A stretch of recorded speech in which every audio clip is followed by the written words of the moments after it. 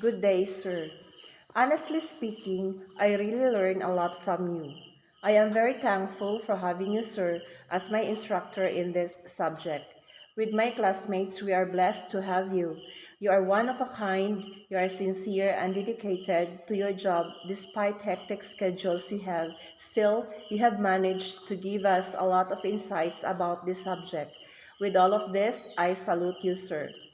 With our meetings through online, I learned the differences between our BEC, SEC, and the K-12 in terms of the different aspects and features, such as the aim, general approach to the curriculum, year of implementation, number of subject areas, standards of living learning, macro skills, curriculum design, nature of learning activities, the flow or parts of the learning process, nature of assessment, the number of hours in teaching English, and the role of the teacher in the teaching and learning process.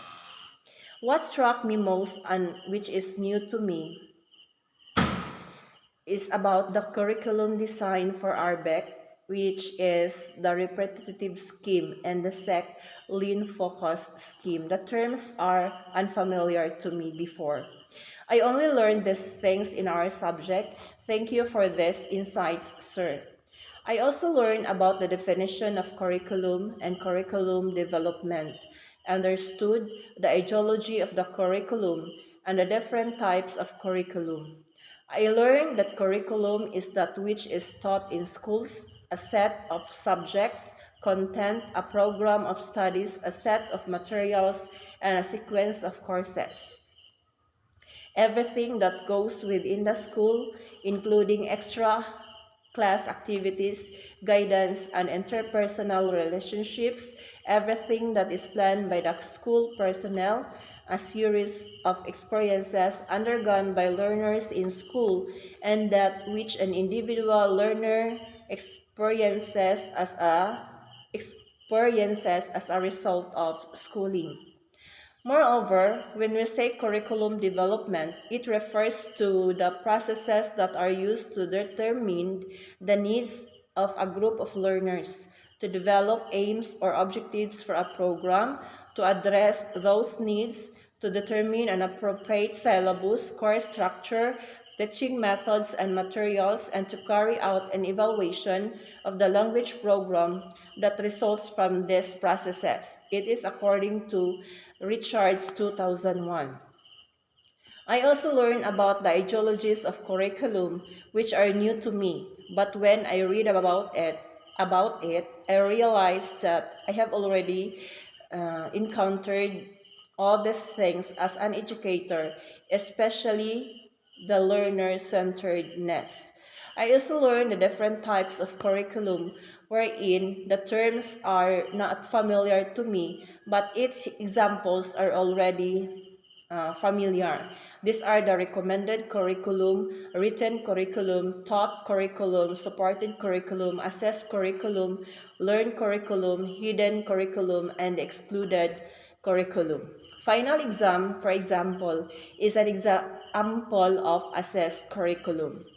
I learned about the nature and comparison between formative and summative assessment also, sir. The different methods, assessment methods to be used for formative and summative assessment.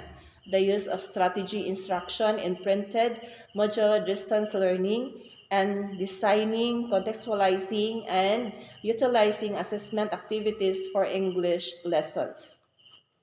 Some of these insights are unfamiliar to me, like the difference between assessment activity and assessment methods.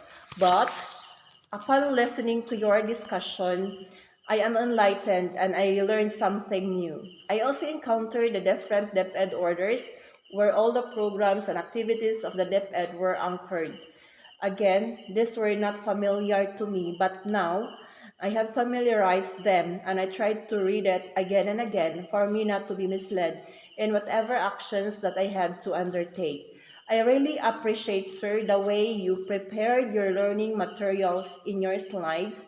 Very informative, organized, and reliable. It's because you always include the references. I also learned from you, sir, the K-12 language, arts, and multiliteracy curriculum, which is anchored on the following: language acquisition, learning, teaching, and assessing principles. The ultimate goal of the language, arts, and multiliteracies curriculum is to produce graduates who apply the language conventions, principles, strategies, and skills in interacting with others, understanding the and learning other areas, and fending for themselves in whatever field they may engage in. Multiliteracies comes from the word multiliteracy practices. No? So the Language Arts and Multiliteracies Curriculum, LAMC, is composed of five intricately intertwined and integrated substrands, and these are listening, speaking, reading, writing, and viewing, that serve as building blocks for understanding and creation of meaning and for effective communication across curricula.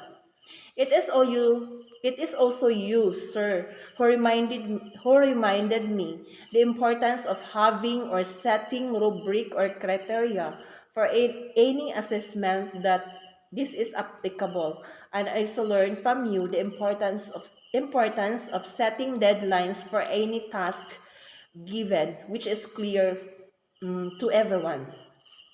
That's why everyone is pressured sometimes and challenged. In this technique, sir, for me, this is very effective because it's only when I am challenged that I can think of something new and different. I ask for an apology, sir, for submitting this output late. I felt hard in managing my time in preparing urgent school reports, year-end reports, plus family problems. I really tried to be on time, sir, but I failed. For all these things, sir, I am grateful enough for all your efforts to let us learn from this subject. You are my idol, and I hope that you will continue to serve Osmania College's graduate school.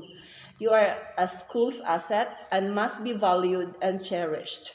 If all instructors will be like you, there is a great chance of producing high-caliber master graduates who may bring positive impact and changes in the Department of Education.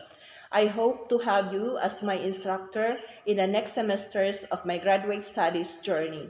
With that, sir, my big salute, congratulations for the job well done, mabuhay.